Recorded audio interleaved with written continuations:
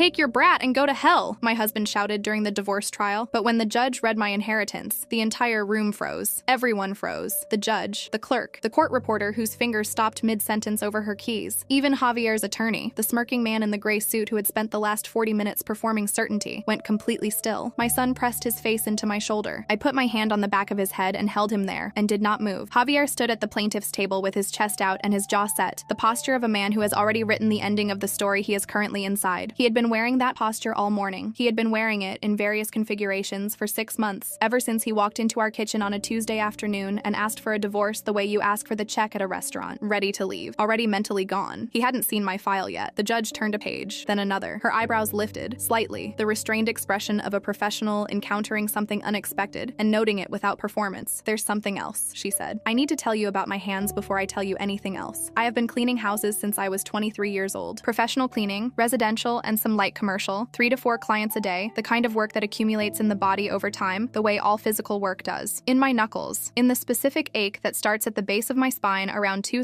p.m. and is fully present by the time I get home. My hands are not soft. They have not been soft in 11 years. They are the hands of a woman who works, which is a fact I have made peace with, and which Javier, in the years I was with him, referenced with a frequency I understand now was designed to remind me of my position relative to his. My name is Sofia Reyes. I am 34 years old. I have a son named Mateo who is 6, who has his father's mouth in my eyes and who ran to me that morning in the courtroom before either of our attorneys had said a word and pressed himself into my side with the full-body certainty of a child who has decided where his safety is located. I held him there. I had been holding him for 6 months. I want to tell you about the 5 years before the Tuesday afternoon because they are the context for everything that follows. Javier Ramirez was 37 when I married him. He is handsome in a specific, deliberate way, the kind of man who has always understood that his appearance is a tool and has used it with precision. He works in construction management. He is confident and charming and socially gifted, the kind of person who talks to everyone at a party and makes each person feel like the conversation mattered. He is also the kind of person who has always had a theory about whose money is whose. His money, his, a buffer, a resource, a thing he managed and decided about and deployed according to his own calculations. My money, ours, a contribution to the household, a shared resource, a pool he accessed with the comfortable ease of someone who has never needed to ask permission. This was not a fight we had. It was a structure we lived in. I understood it incrementally, the way you understand a room's dimensions by walking it in the dark, not by seeing it clearly, but by finding its edges one at a time. I cleaned 3 houses on Mondays, Wednesdays, and Fridays, 4 on Tuesdays. I was home by 4 o'clock, which gave me enough time to shower and start dinner before Mateo needed to be picked up from my mother's, and Javier came home from whatever he was calling his current investment. The investments were the other structure. Javier had been chasing investments for as long as I had known him. A restaurant partnership that dissolved after 6 months, a $12,000 loss split between us, a real estate syndication that had required $18,000 of my savings to participate in and had returned nothing, a construction equipment rental scheme that I had not understood and had contributed $7,000 to because he had presented it as urgent and obvious, and my hesitation as a failure of trust. Each one was explained to me after the fact. Each one was described as temporary. Each one was, when it failed, reframed as a learning experience or bad luck or the fault of a partner who hadn't delivered. I stopped counting at $40,000. I kept cleaning houses. The first time I smelled it was a Thursday in February. He had come home late, later than usual, which I had stopped tracking precisely because the tracking had begun to feel like a kind of surveillance, and I did not want to be that person. He kissed me on the cheek when he came in. Routine, correct. And on his collar, just below the jawline, a smell that was not his cologne and not my perfume, and was not ambiguous to anyone who has ever spent time close enough to another person to know what they smell like. I stood in the kitchen and held the edge of the counter and thought about what I had just registered. Then I told myself the reasonable things. A colleague, a hug, proximity in a work situation that had no other meaning. I told myself these things with the specific diligence of someone who understands they are telling themselves things, and is doing it anyway because the alternative requires a response she is not yet ready to give. I did not say anything. I kept tracking. 6 weeks of tracking. 7. The late evenings acquiring a pattern. The phone in his pocket, screen down on the table. A habit that developed with the casual naturalness of something that had been practiced until it looked accidental. In April, I confronted him. I had chosen the words. I had thought about the conversation for days. Not the accusation, exactly, but the opening. The honest question. The version that gave him the chance to tell me something true. Javier, I said, I need to ask you something. He looked up from his phone, unguarded, in the way of someone who is not expecting this. Are you seeing someone? He laughed. Actual laughter. Not the uncomfortable laugh of someone caught, but the full, dismissive laugh of a man who has decided the question is beneath the dignity of a real answer. Cheat on you? Please. When would I even have the time? The laugh was still in his voice when he said it, like the idea was inherently absurd, like I was charming for bringing it up. I looked at him. Something hardened inside inside me that night. Not rage, something colder and more permanent. The specific hardening of a person who has understood, in a single sentence, that the relationship they are in is not the one they thought they were in, that the man across from them has decided they are not worth the truth. I said nothing else. I went to bed. I started keeping records the next morning. 2 months after that conversation, a letter arrived from an attorney's office. I almost didn't open it. Legal mail has a particular quality of dread that makes you want to leave it on the counter for a day or two before dealing with it, but I opened it that afternoon at the kitchen table, with Mateo at school and Javier at work. My uncle Mauricio had died. Mauricio Reyes was my father's younger brother. He was a loner. The family called him that, the word they used when they meant difficult to understand and separate from us in ways we can't explain. He had never married. He had worked in construction for 30 years and had, apparently, invested what he earned with the specific patience of a man who had no one to spend it on and no reason to rush. He had left me something, a commercial lot in the city center, approximately 2,800 square meters, currently leased. The attorney's letter said, current market valuation pending final probate assessment, estimated range $3.8 to $4.2 million.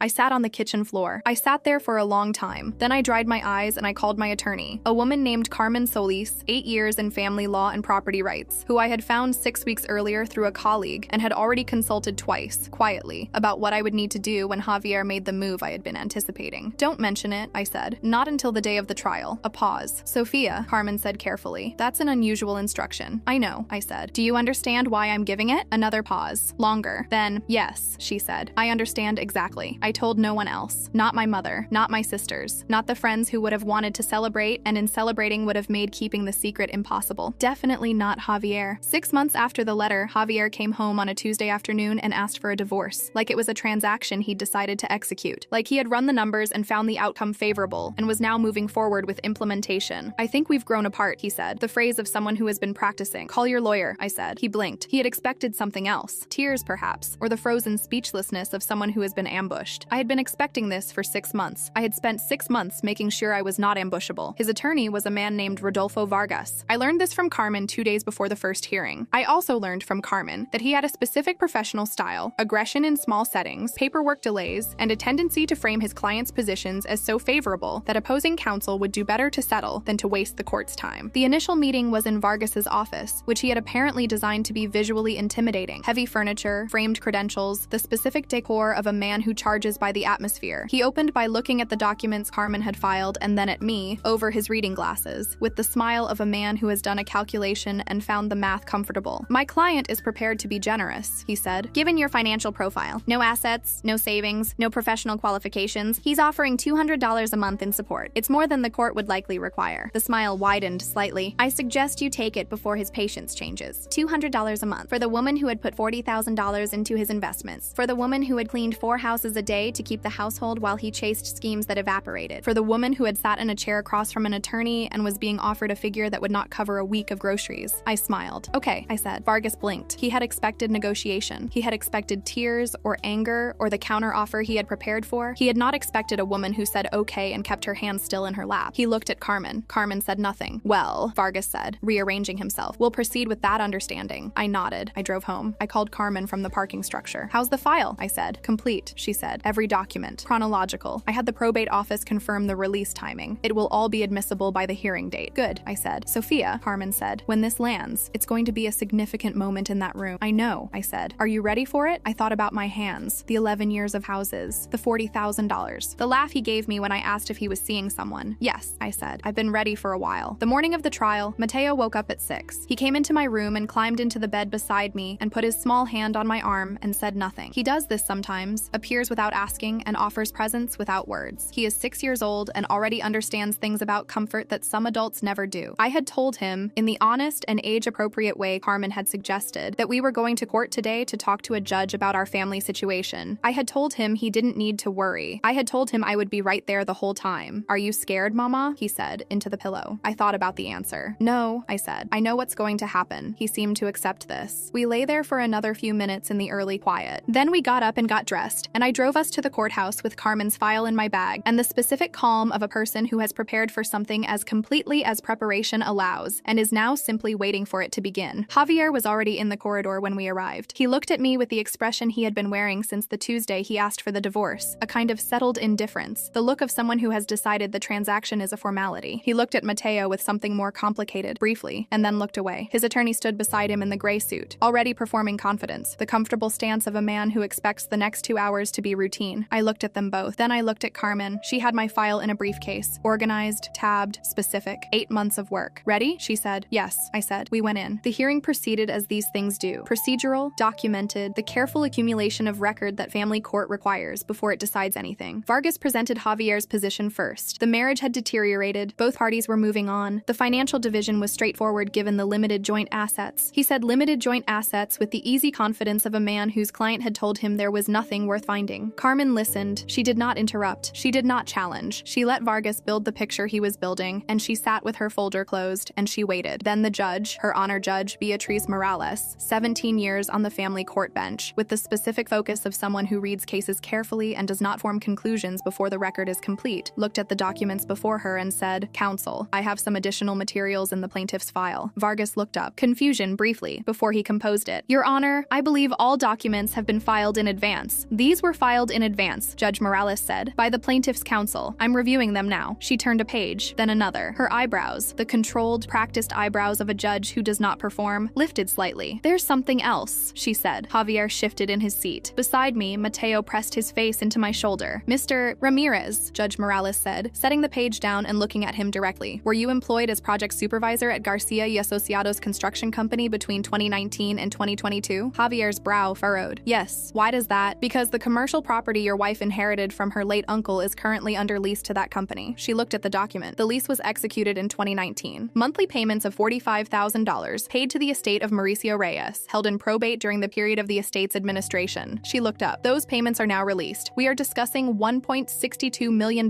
in accumulated rental income, solely your wife's property." The room did not move. I do not mean the people became still. I mean the room itself seemed to stop. The air, the light, the particular quality of a space in which something significant is landing and everyone present understands it simultaneously. Javier's color left in stages, not all at once. First the warmth went, then the underlying tone, until what remained was the specific gray-white of a man whose body has redirected its resources away from his face. Vargas made a sound, not words, a sound. "There is also a second document," Judge Morales said. She picked it up. "Your signature appears on the lease renewal authorization from 2021. As project supervisor for Garcia y Asociados, you co-signed the authorization confirming the lease terms and payment structure for the property at this address." She set it down. "The same property your wife now owns." Vargas put his hand on Javier's arm. Carmen stood. "Your Honor, I would also draw the court's attention to Exhibit F, a correspondence dated 18 months ago, sent from Mr. Ramirez's company email, in which he wrote," she paused, finding the line, though I suspect she had memorized it. "My wife may have a connection to the deceased owner of the Reyes lot on Avenida Central. I'll investigate and confirm when appropriate." The room absorbed this. "That email was sent," Carmen continued, "exactly 18 months ago, 14 days before Mr. Ramirez filed his initial divorce petition, 12 days before his counsel presented my client with a settlement offer of $200 per month." She sat down. Judge Morales looked at Javier. "Mr. Ramirez," she said, "you signed documents related to a lease on a property you had reason to believe your wife might have an interest in. You then filed for divorce 2 weeks after an email in which you stated you were investigating that connection, and you authorized a settlement offer of $200 per month to a woman you had reason to believe had just inherited approximately $4 million